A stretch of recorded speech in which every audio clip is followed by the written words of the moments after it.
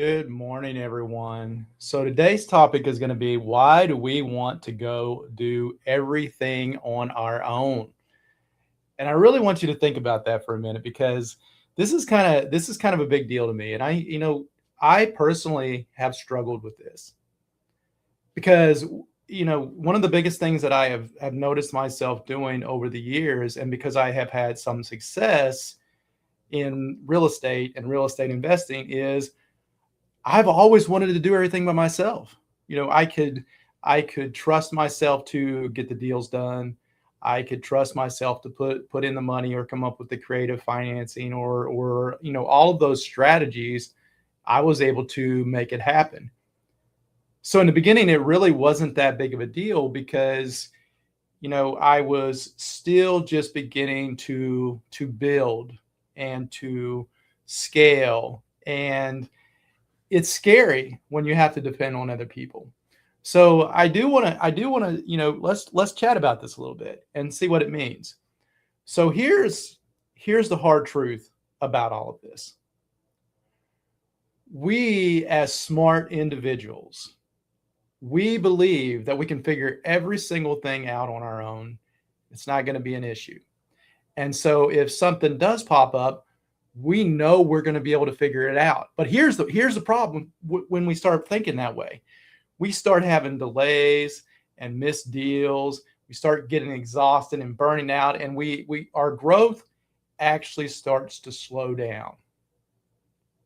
Now we're getting a good pipeline and we're seeing all these deals coming in and everything is feeling amazing, but we don't have enough time to figure it all out. So now we start making mistake after mistake after mistake. And so what we believed was actually making us more money has turned out to be costing us some really, really good deals. And it's nuts how that actually happens, right? And so who are the people that we should be looking for? So when once we start really trusting people, and we're going to have to, once we start really trusting people, we have to, we need people that can help us underwrite. We need to be able to go out and find more than one broker. Maybe, I like to create a list of 25 to 50 brokers to start with. We want to find a good group of people that we could potentially partner with on deals, whether it be JV or syndication or anything like that, right? And we want to have someone that can actually go out here and find the deals. So if you think about it like this, we have a broker come in. They're going to be seeing deals quite often. They're going to be able to help us close these things. We're going to have somebody underwriting. It's exactly like you would see in an assembly line. And if you can get that down and be happy with that concept, things will change very quickly, very, very quickly. One of the things that I always tell my students, because I hear it quite often, is I don't know, I don't know how to close this deal, or what am I going to do about money, and what if I am I going to get 80%, 90% of this, or 70% of this? You're going to get $0 out of 0% if you go it alone and are not willing to partner with people. It's just the fact of the matter.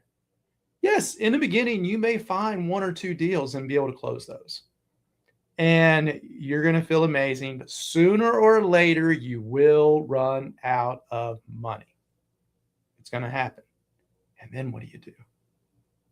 The other part of this is you have these ideas, and maybe they're not the best ideas, but because you're the only one thinking through them, you may not realize it's a bad idea, but somebody may have a thought about it, or may see the blind spot that you're missing, or maybe they've experienced it before and they're able to help you work through those things.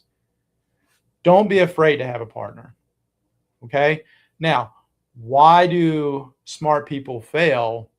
And, number one is they have confidence in their own intelligence, and they believe they're so smart that they're going to be able to just figure things out.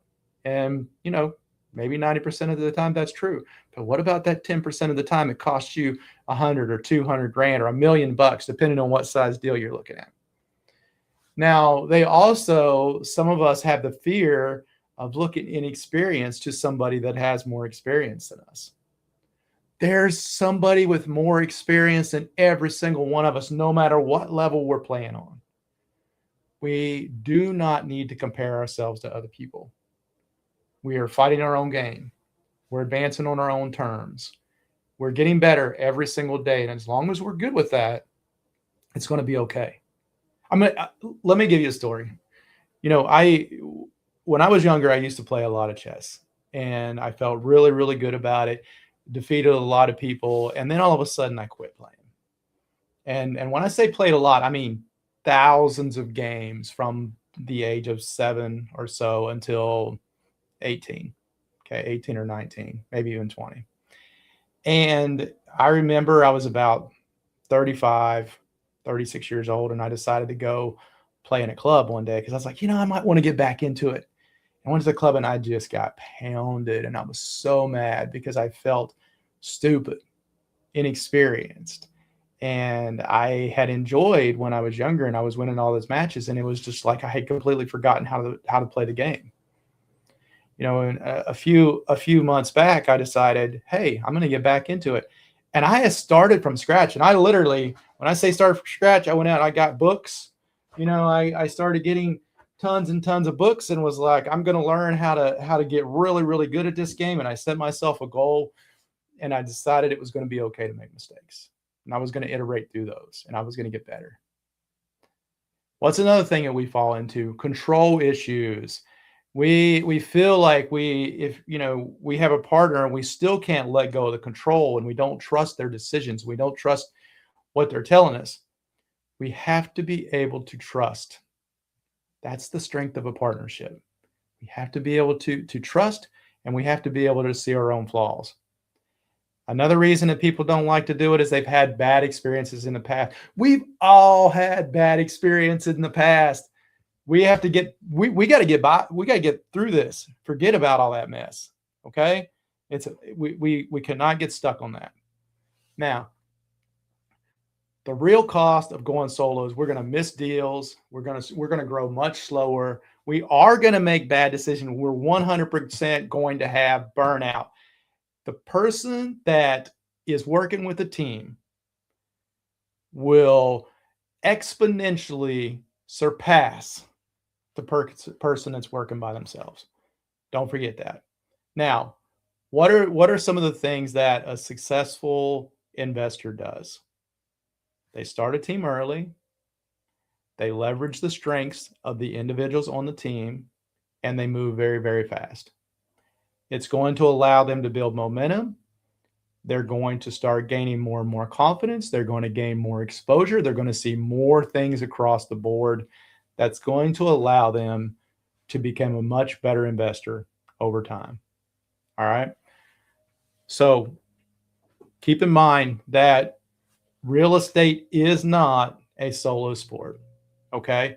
So what I'm asking today is go out, reach out to 5, 10, 15 brokers, find yourself a good attorney, find yourself a potential partner or two, find some property managers, take some time today to start building out a team, and then ensure that you are in position when you do find those deals that you can actually take action on them.